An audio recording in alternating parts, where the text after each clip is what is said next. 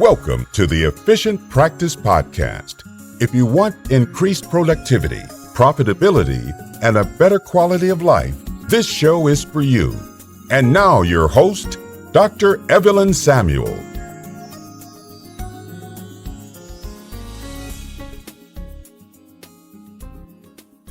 Hello, and welcome to the Efficient Practice Podcast. I am your host, Dr. Evelyn Samuel, and I am super excited about our guest for today.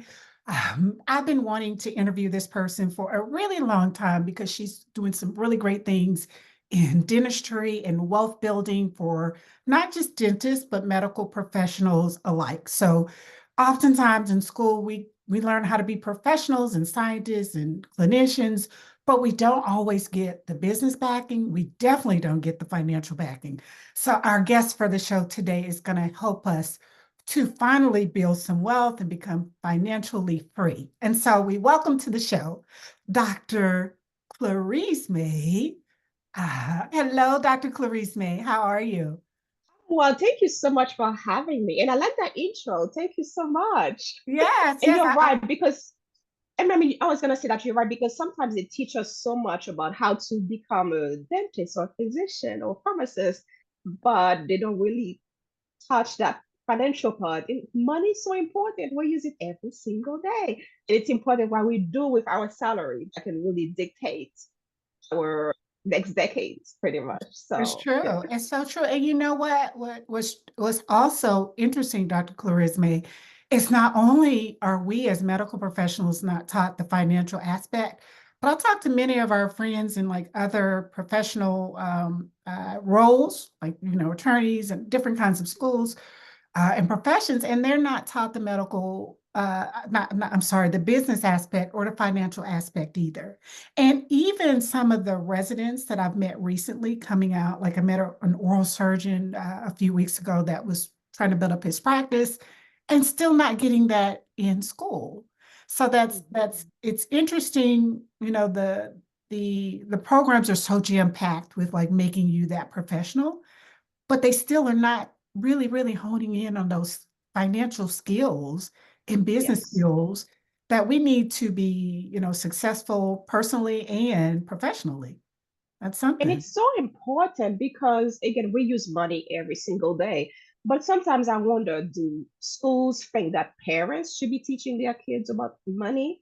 But I feel like still that's something that should be, because once you become a doctor, you're making more money, six figures. That's something that needs to be talked about, how to manage your practice.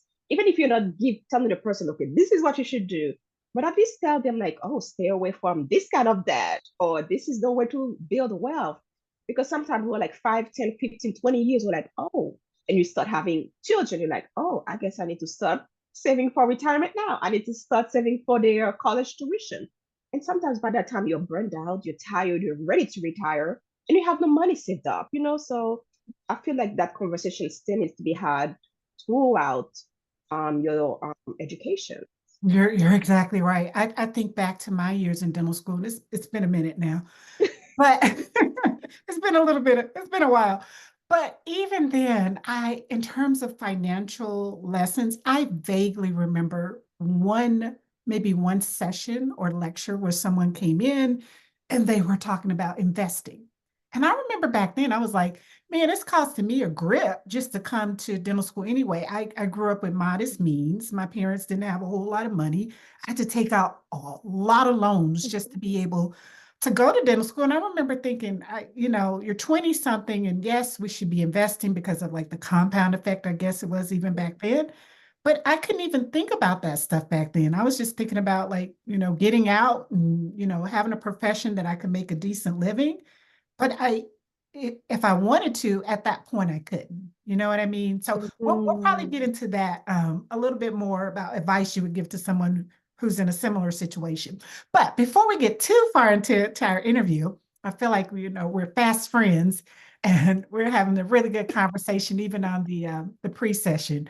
But can Mhm. you tell the listeners, if they do not know who you are, a little bit about your journey from dental school or even maybe before until you came into this role as someone who is helping medical professionals to build wealth and financial freedom?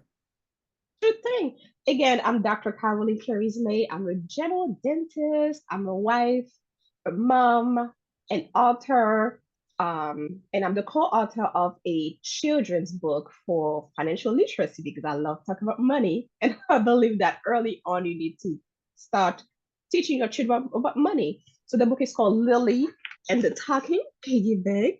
Yeah, Let's learn about nice. money. So my daughter's nickname is Lily, so that's how we call it that.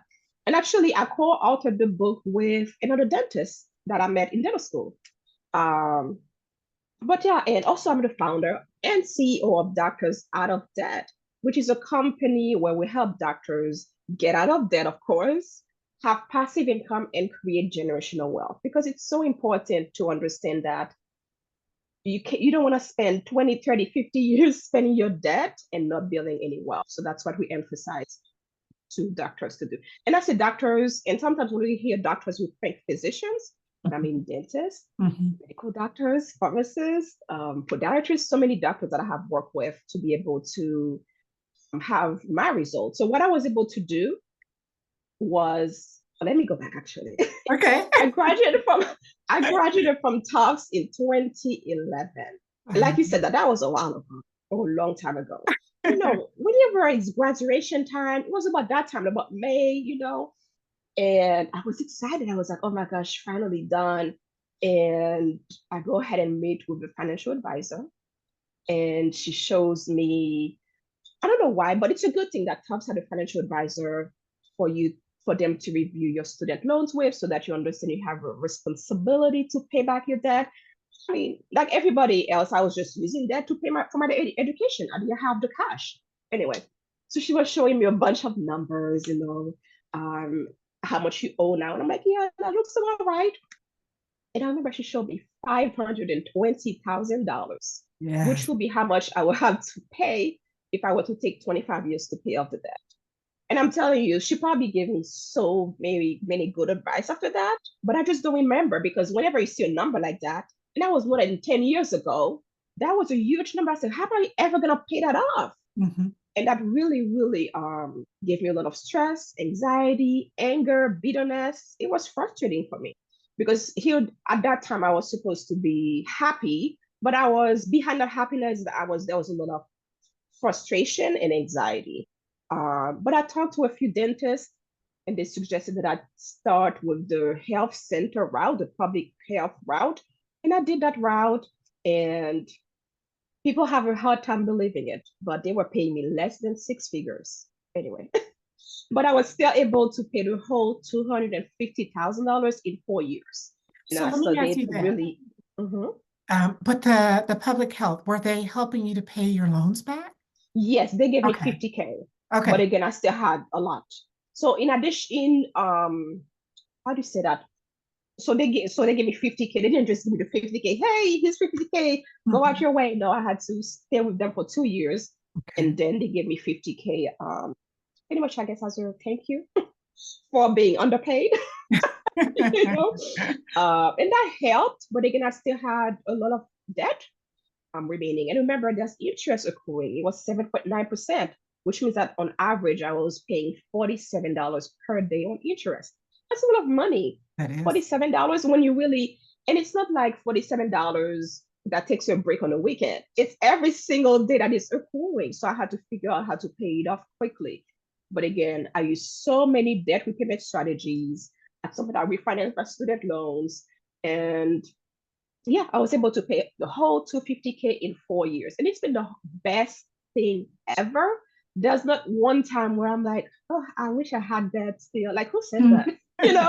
It's the best thing ever because some doctors come to me and they ask, wouldn't you have invested instead?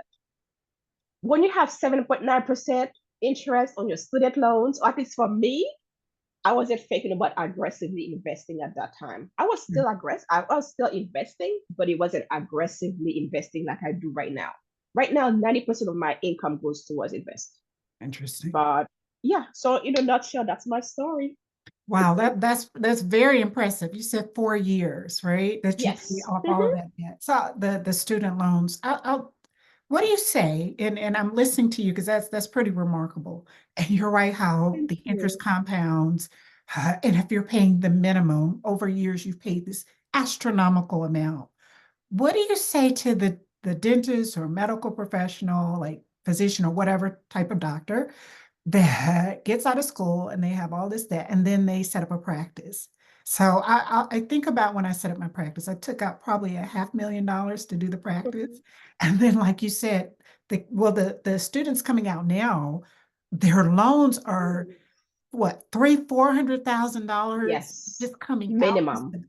to go to dental school. So let's say it's, $400,000, and then they work somewhere as an associate a couple of years, and then they take out a practice loan for a half Mhm. million dollars, right? Yes. And then you think about, okay, they're maybe getting married, they may have kids, Mhm. they may have a home. What do you say to the person that's like, I can't even think about how to pay this off with all of this other debt? Yes. For me, what helped is writing everything down. Write down your vision. I had a huge vision board, and I would really, you have one too? I keep vision boards. One at usually it's one at the office, it's one at the house. But yes, so you're singing my song now. But yes, carry So I on. know sometimes it sounds girly or whatever you want to call it, but it works. You write it down because it's important to really see. Because sometimes you just take out a bunch of debt, you don't know where you're gonna take it from, but divide it. Okay, this is a practice debt. This is the student loans, the credit card, whatever it is.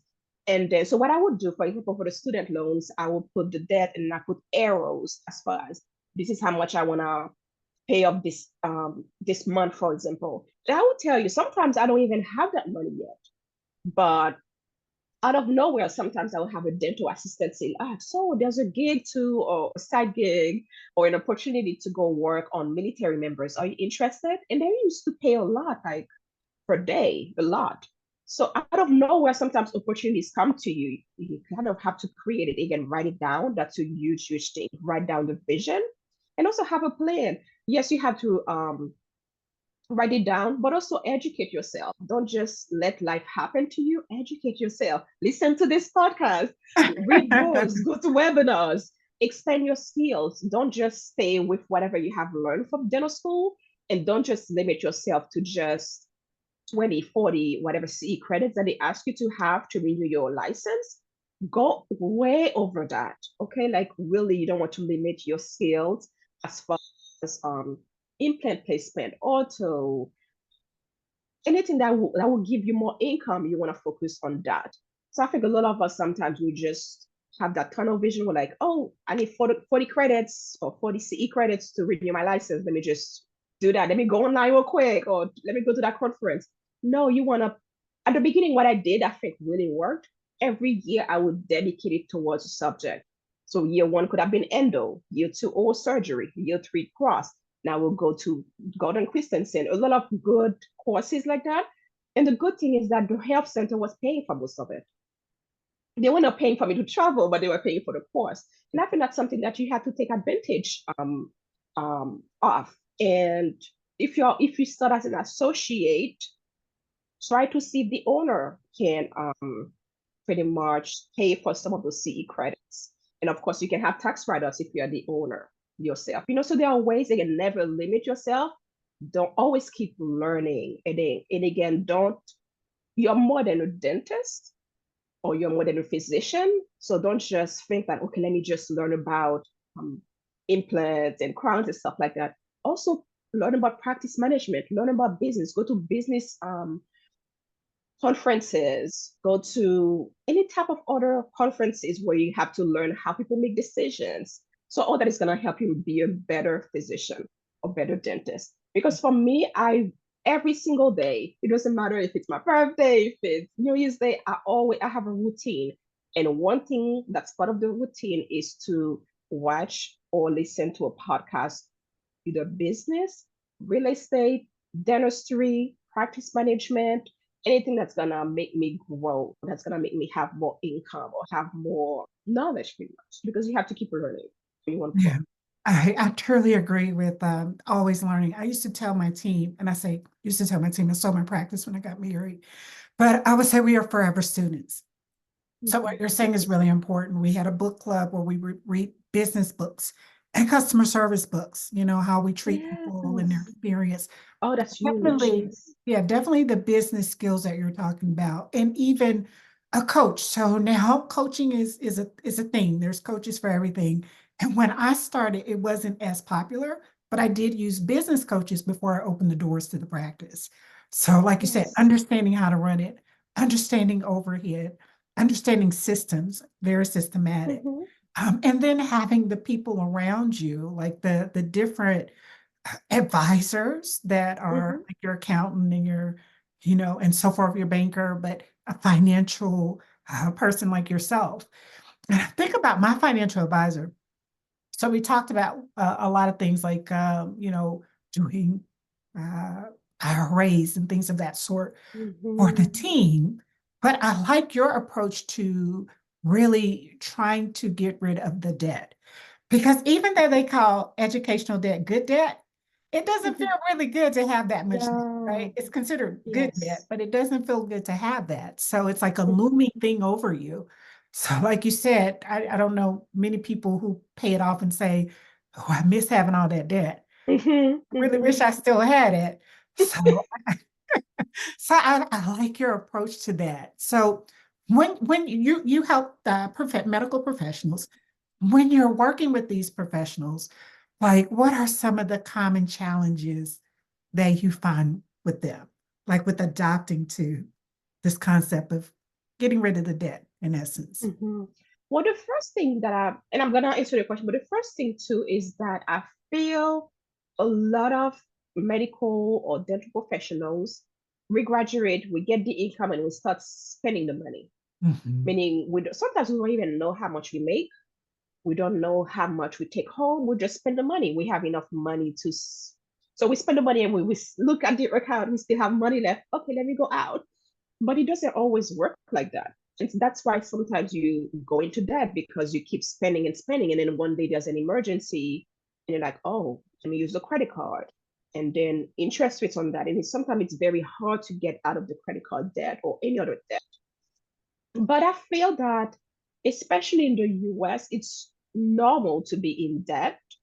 Uh, I don't think it's abnormal to have debt. I think it's abnormal to stay in debt. It's okay. Like for me, I took debt. I have student loans, but I don't think it's normal to keep paying the government for years and me, I'm not building wealth. That doesn't Mhm. make sense. And sometimes people would say like, well, I have a car note, but there's 0% interest rate or whatever it is. But the point is, you're putting money towards something that's not giving you immediate income in your pockets. And that's what I focus on. I focus on assets, things that give you money pretty much right. A great example is real estate. You buy a piece of real estate. Yes, there's interest on that mortgage, but every single month the tenants pay way more than the mortgage or whatever it is. Then you get that money in your pockets. Okay. And again, as far as debt, doctors, again, I think about 80, I look at numbers, about 80 to 90% of doctors, we have to take out student loans to be a doctor. Mhm. And again, I'm one of those people because I came from Haiti. I didn't have cash to just spend on education like this.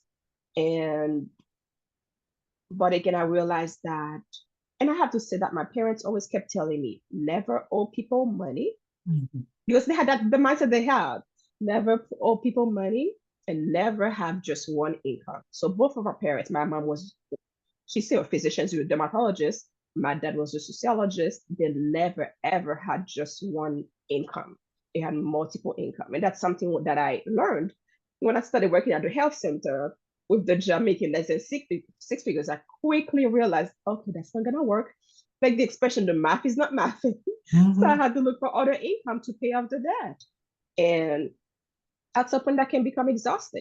So that's when you have to switch from and transfer your active income to passive income so you don't become burned out. But again, to answer your question, a lot of people are comfortable with the debt, or sometimes they give up. They're like, I guess I'll die with the debt. But other ones, they're like, no, like I'm tired of being in debt. And sometimes you're tired. You're like, I'm tired of this. And you just decide to pay it off. And it's Just the best thing make a ever. decision and make a decision and do it.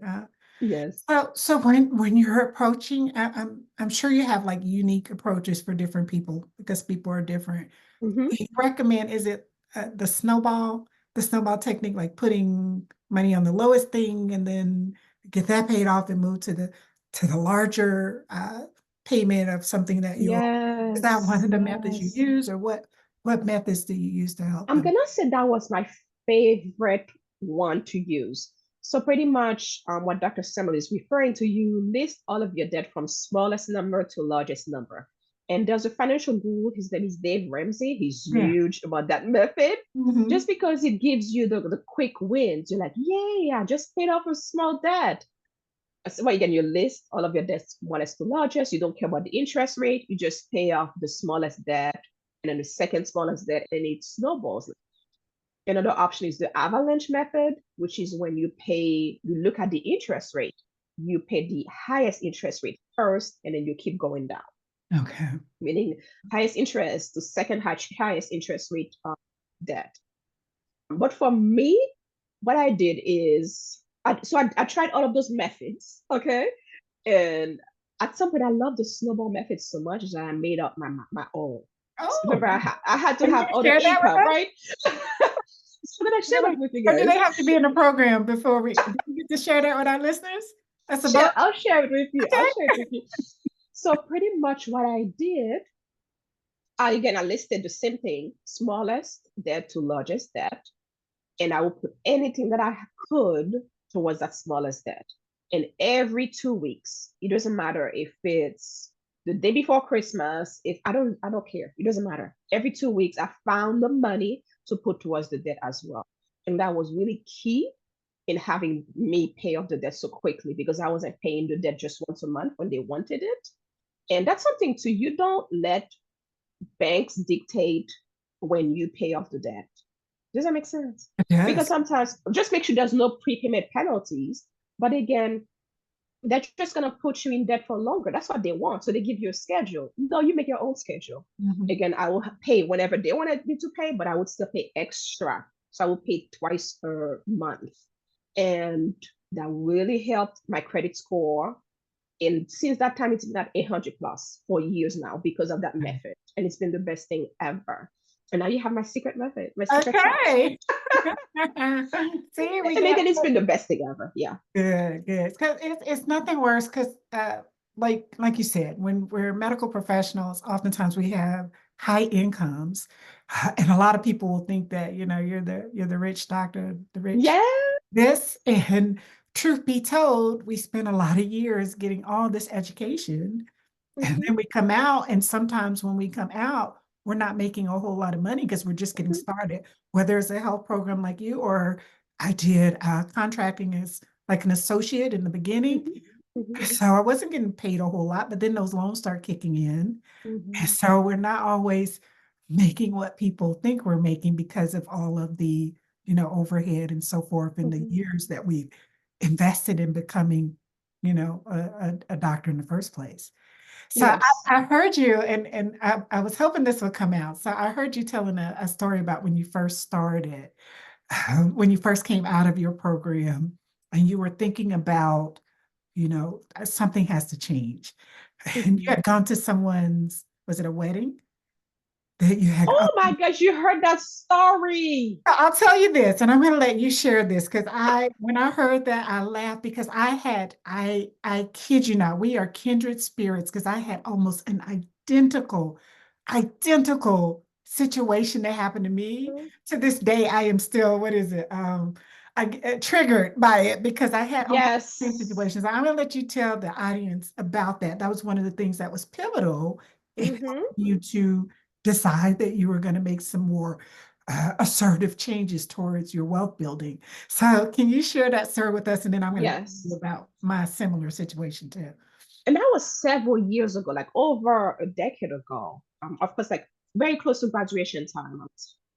And I went to a wedding in Baltimore. It was on the Baltimore harbor, like one of those hotels we can see the harbor, like gorgeous. And I was like, oh, look at me, Dr. Clerisme, going to that nice wedding. Like I give my credit card at the, what is it called? So it's all proud because sometimes they ask you for a credit card for incidentals. I was like, oh, proud, like here's the card. But anyway, the day after, I think it was the day after, there was a breakfast before the wedding. But of course, it's breakfast that you have to pay for yourself. They didn't pay for it for the guests. And I still remember vividly, I had egg Benedict. That's I love egg Benedict. It's a nice hollandaise sauce. So that's what I ordered.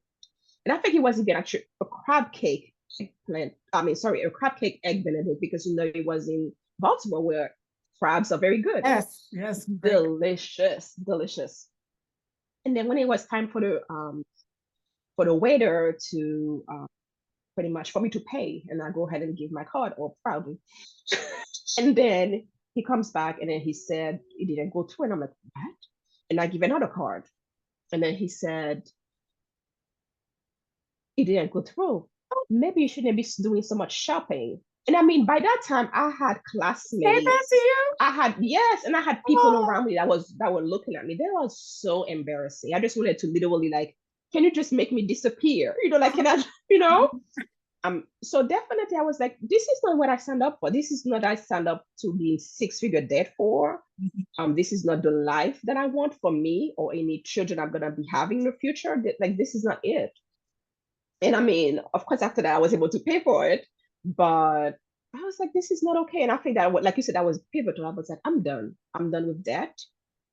I'm done with any debt that's not making me money. I'm done suffering. I'm done struggling. Because that was, and it's not even like just having the embarrassment of people looking at you, because that's when they're like, who's the. But again, I don't think I ever shared that with the bride. I don't think Yeah. I ever did. Yeah. But anyway, but yeah, that happens again. That was sometimes you just need something to happen to you for you to really realize, okay, you're going the wrong direction. Even though again, my parents had instilled all of those things because we didn't even have credit cards in Haiti at that time when I was growing up there. There was no debt, no student loans. We didn't have that. So I was like, what are you doing? That's not what you were taught. You know what I'm saying? But again, I guess I started living the American way. Do you know what I'm saying? I do. So I had to I really know what you're saying. I do. When I heard that story, and I have never shared this, publicly. The people who know me know about my situation, but I was doing a residency in the DC area after I went to dental school in Alabama, but I was doing my residency in DC, and I'm now in the DMV. I live here now. But anywho, I was doing a residency, and I had gone to a friend's wedding, almost the same identical situation. And my friend was Persian, and it was it was very elaborate, and it was just, they were very wealthy. And so I went to that, and I was in the residency, and you don't get paid a lot of money as a resident. You really don't get paid a lot. And the cost of living here in yes. DMV is astronomical. So I wasn't making very much money. I never made it a habit to live by credit cards before. Very financially responsible, growing up, college, dental school. But when I got here, I started living off credit cards because I just wasn't making enough money. So we get to this function, beautiful reception, and my issue was when I was getting ready to leave, and I had to pay to get out of the lot of this very extravagant place, and I had no money to get out of the place. My God. And I was just like, what? I've been in school forever to Yes. be lifelong dream of becoming a dentist. I was working, it was crazy. I was doing like retail in the evenings, and I didn't have enough money to get out of the place. And they were a wedding. So I was just like, what in the world? This is not right. We went to school all these years. We should be able to make a decent living. But some kind of way, but for the grace of God, I got out of the lot. I think it went up, and I was able to get out. And I was telling my sister and a friend, excuse me, at that time about what happened, and they laughed. They laughed so hard at me, and I just thought that's really not funny. because I was feeling some And now kind I'm of way. laughing. I was traumatized, and they just thought it was hilarious. They were like, "What?" And I said, "No, that I was traumatized because I said, I worked too hard to get this title my entire life. I planned my entire life, Yes. and I should not be able to pay to get out of a lot at a friend's wedding." And like you said, I never shared that with the friend. Mm-hmm. You know, I never shared it publicly, but I Mm-hmm. just, when I heard you say that, I'm like, wow, it didn't just happen to me, it's happened to Yes. others as well. So, Yeah. And like you said, it's triggering. So just yesterday, I had a client text me about some financial issues that she's having. And I got triggered by that because what she was explaining, I'm like, gosh, that used to be my story. So mhm. those things are very triggering because it's like, and I think that's why I'm always thriving to have passive income and to show doctors how to have that too, because it's not fun being you know, yeah, those things are triggering. So with that being said, you had the person to give you a call or text. Can you share some of your success stories of some of your clients that you've helped to strive toward financial freedom? Hmm. So I have a client, she, like all most doctors, just starts spending the money. She gets the paycheck and then we're gonna call her Dr. D. She starts um she got her paycheck and then starts spending the money because that's what we do. But she didn't have an emergency fund. And then once she started my program, she was able to have a solid emergency fund that could replace 6 months of expenses. And in addition to that, she got exposed to multiple streams of income and she was able to triple her dental income after the program. So that's something that she was able to do within a few months, really, of the program. And Right. there was another one who really, really wanted a house, but she didn't have a huge down payment. Again, when you have so much money going towards that and other stuff, she was like, "Oh my gosh, I really, really want a house." And I introduced her to different types of loans that she could use that are targeted for doctors, which are a little bit more lenient as far as their rates and terms. And now she's so happy. She has a gorgeous house in Texas, and it's been the best thing ever. I'm happy for her. And another doctor, a disabled dentist, and that's the thing. And that's why I always suggest medical professionals to have disability insurance. She's a disabled dentist in her 50s, and she came to me, dentist, still had student loans, credit card debt, car note, all of those, the American way. Mhm. And she came to me and said, I'm not making the six-figure income anymore. But the good thing is that she had the disability insurance money, the doesn't work for it. But pretty much she still had income coming from from disability that she could use towards her expenses, but it was still not enough. So I had to show her ways to have passive income to be able to get out of debt quickly. And she always texts. Actually, she texts me that she's pretty much done paying off the debt, and that happened within a year and a half to 2 years. She just paid off the student loans, the credit card, and it happens quickly once you start doing that. Using the snowball methods on steroids, that's what I call it. It happens quickly. And there's so many other stories. I'm trying to think, there's so many success stories, like you say, and it's been the best thing ever, really. Um, there's a doctor in Texas who really, again, wanted the passive income because and I say passive, but it's really semi-passive. But anyway, so she really wanted to have more streams of income because I always say one income is way too close to zero. If something happened to your dental income, what are you going to do? Right. It's important to have other streams of income. And after the program, she was able to purchase an investment property that gives her income that she can pretty much put towards her school, her children's childcare and stuff. So that's like taken care of by the property, which is pretty cool. And within a few years, it's gonna keep paying for school, for college tuition. So it's a good thing to have a property. Again, that's why I said, like, if you go into debt, make sure that debt is making you money. That's happening for her. Nice, nice. And there's another client, see that a few. There's another client, I think she was in South Carolina. Um, she came to me like all stressed. By that time, she had not really saved for her kids to go into college. So the kids were about 16, 17, about to go to college. And she's like, oh my gosh, like, what do I do? And of course, we came up with a plan. And And again, I'm not a financial advisor, I'm not a financial planner, I'm not an estate attorney, I'm not an accountant, but I do have a team that people can go to us. But we were able to set up a plan for her. And also, I told her, instead of having your child go live in a dorm, why don't you buy an investment property, and then she become the landlord, and then Mhm. she can rent the room. And Yeah. I think she ended up making like about $3,000 or $4,000 because she was pretty much she had roommates, but she was charging per room, where you can Yes. charge. I think she was about $1,000 a month. So, and of course, she was a silent landlord. No one knew she was the landlord. You see what I'm saying? So again, that Yes. money, that excess money was going towards tuition. So it's been the best thing ever. And she can keep that property in their college town for years and decades, or keep it in the family even. Because Yeah. interest or real estate is just gonna keep going up, real estate prices.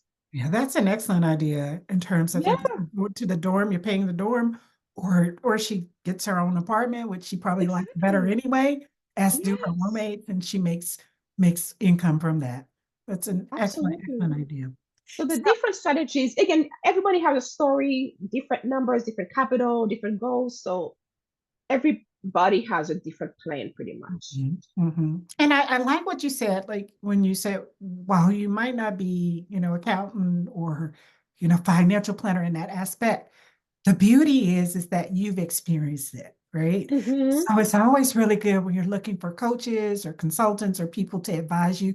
You find someone who's done the thing that you're trying Yes. to do and who's had Yeah. success from it. And you happen to be a medical professional, so you know Mm-hmm. what it's like. You found a method, you developed a method that Mm-hmm. works for you and is working for countless other people. So I Mm-hmm. think it's a beautiful thing. You are a walking example of what you're teaching. Yes. Yeah. And some of them are even surpassing my results, because again, I was able to pay 250K in 4 years. That's a pediatrician. I forgot. I know she had about 530 something thousand dollars in student loans. She was able to pay, oh my gosh, like at least 400,000 of it, like in about 4 years. Mm. She's almost done now. Again, it happens quickly. Another dentist, she paid $500,000 of debt quickly, like in 5 years. Like, it happens quickly once you have a plan. You write the vision, you have your vision board, you write down the plan, you have the arrows. This is where the money should be coming from. It happens quickly. Yeah, I And then love you I have love the vision board. I actually do no work. I actually do workshops on vision boarding. Like you see the way. manifestation journal. I did a Oh, I journal. love Yeah, let me show it to you. I mean, the that. people who are listening won't be able to see it, but I you can see love it's a manifestation journal for your ideal life. I don't know if you can Yes. see that, but it came Yes, we from can. the workshops, and there are these Oh, workshops that I do for vision boarding, and the attendees, the results that they get are they're just unreal. Like you said, how fast it happens yeah. when you make a vision, make it plain, write it down, and the things start coming to Yes. fruition. Law It's of attraction. amazing. It's amazing, really. So I hear you say at this point, because the show is the Efficient Practice Podcast. Mhm. So I named it that, well, basically from one of my advisors used to say, if nothing else, Doc, you are efficient. Because he used to say you run an efficient practice. So that's kind of where it came from. So it's a play on words, like an efficient practice, medical practice, dental practice, or an efficient practice that gives you results. So I will usually ask the guests, what is your efficient practice to help people become, in your situation, more financially free, to build wealth, to pay off debt. You've said a lot of things. Like I've been Mhm. making notes, and I can probably tell you my takeaways, like the your snowball effect on steroids. In essence, not being what is it, cash income rich, net worth poor. Is kind of what we're talking Mhm. about. People spend, spend, spend, spend. So I Mhm. learned that. But yeah, what is in your take, your efficient practice to building this wealth? So earlier I had mentioned that a lot of dentists, physicians that I have worked with, once they have the money, they just start spending it. So it's important to organize your finances. And that's why I even created a budget spreadsheet available to the world now, where there's a formula that really tells you how much money to spend towards food, towards utilities, towards cars, towards mortgage and rent, towards childcare, towards investing, saving, all of those things, because that can really, really make a difference as far as knowing if you're overspending or understand, or sometimes you think that you have everything under control when it comes to your finances, but if you want to effectively pay off the debt and build wealth, that formula is key and it has been key for me, for my clients, and now to the world. And again, that's my tip. All right, that's beautiful. And with that, I mean, that's a wrap. That is wonderful. And I'm going to get, you said it's on, did you say it's on Etsy? Did you say, Oh did you? yes, so it's called Money Makeover Studio on Etsy. That's what the name of the store, Money Makeover Studio. So we Okay. have spreadsheets for doctors that are that are really catered for doctors, where even there's a section for CE courses. Malpractice interest is very, very detailed spreadsheets. Other ones for I guess everybody. Other ones for debt repayment. It's very nice. I like it. Okay. Well, I'm well, very proud of it. I'm going to go to your online store and purchase some of your spreadsheets.